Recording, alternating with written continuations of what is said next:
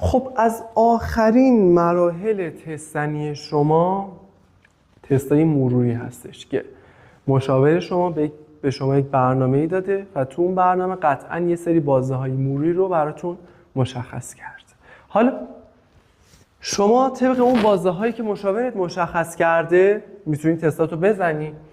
اینکه چه تستایی رو انتخاب کنید چینشش میتونه سلیقه‌ای باشه.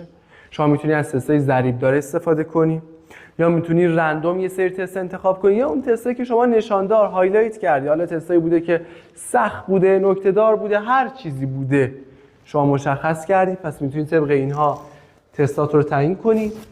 حالا زمانهای مرورت میتونه آخر شب باشه، میتونه آخر هفته باشه، میتونه آخر ماه باشه، میتونه قبل از آزمونهای آزمایشیت باشه، میتونه در دوران جنبندیت باشه. پس این بازداشت متفاوته، یعنی شما میتونی هر شب هم بزنی، هر هفته هم بزنی، آخر هر ماه هم بزنی و معمولا قبل آزمونهای آزمایشی هم حتما میزنن. هدف از این تستا مرور مطالب فراموش شده است. یعنی شما این سری مطالبی رو خوندی حالا فراموشش ممکنه کرده باشی چون فاصله بین تستا و مطالعات افتاده. میری سراغ تستای مروریت و در نهایت پاسخنامه بسیار های اهمیته و زمان. اینکه مهم باشه یا مهم نباشه خیلی مهم نیست. زمان خیلی مهم نیست. ما بیشتر میخوایم مطالب فراموش شده یادآوری بشه.